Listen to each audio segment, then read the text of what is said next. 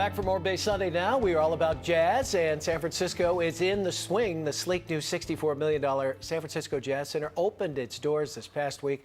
Full house in the Hayes Valley as some jazz greats grace the stage. It's the nation's first permanent home for jazz performance and education. And here to talk with us is the executive director, Felice Swap. How are you? Wonderful. How are you? How excited are you? Because you guys have been kind of nomadic warriors playing all over the city here and there, and you got a home, and you got a pretty cool home. 30 years of lugging stuff around from every venue in the city to having a place that's as sleek and well designed as the one we're in now, that's perfectly acoustically tuned for jazz. We're thrilled. Oh my God. Well, we'll talk about the venue. How did you get it done? $64 million in this economy is pretty incredible. Well, we had a wonderful lead donor who put $25 million down and challenged us all and said, let's do this for jazz. Let's take this forward. And adding to that, other donors stepped up. The community supported jazz and brought it forward. And there's a picture of it. It is just beautiful, and it's just going to be such a great addition to San Francisco and the Hayes Valley there.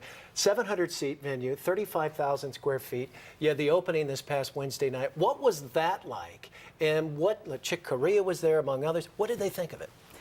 It's been wonderful that all the musicians have had such wonderful things to say about it. Chick Corea, Bobby Hutcherson, John Handy, McCoy Tyner with Bobby Hutcherson, some moments on stage, Esperanza Spalding with McCoy Tyner. Just beautiful connections for jazz, for the art form. And we've heard from them that they love the acoustics. They love playing there. They love looking out into the audience and feeling that energy connect. It's been a wonderful time. And do you walk around that and go, are you kidding me? Oh, completely.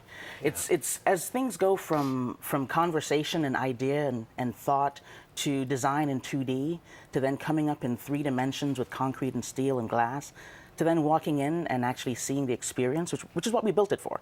We built it for those moments. And I think it's important to say it was built for this. Yes. A lot of times you kind of, well, we can jury-rig this and make the stage look like that, and the acoustics might not be perfect.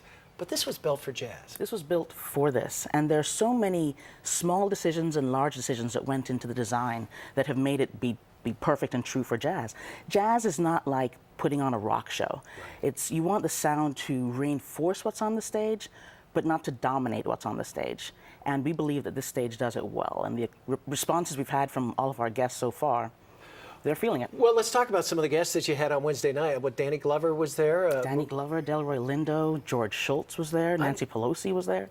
George Schultz, 92 years young. 92 years young and loving jazz. And still got it. Yes, indeed. And what was the response from just some of the patrons that came that night? Well, we've had patrons coming into the center first on our opening day on Monday. So we had the whole community in the street fair.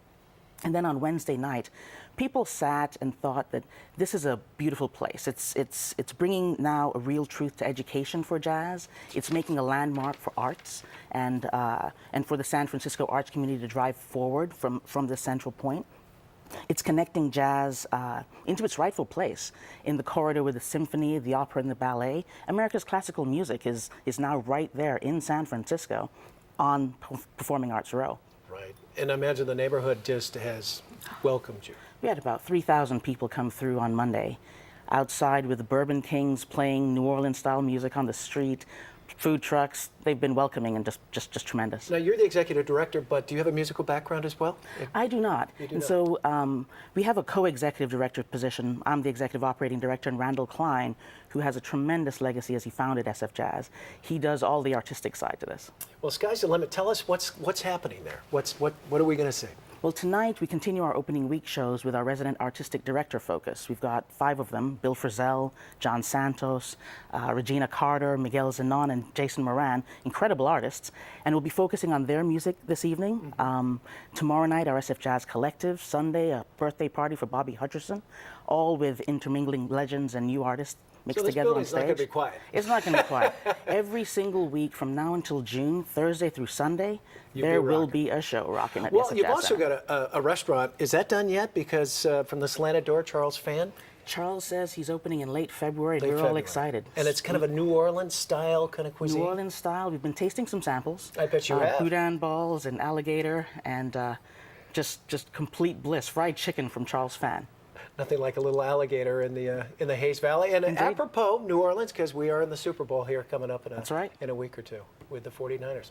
Well, Felice, thanks so much for coming in. Thank We you. wish you all the best. Thank you very much. Take care. If you'd like to find out more about the events at Center, log on to the sfjazz.org. Back, more Bay Sunday coming up right after the break. Stay right there.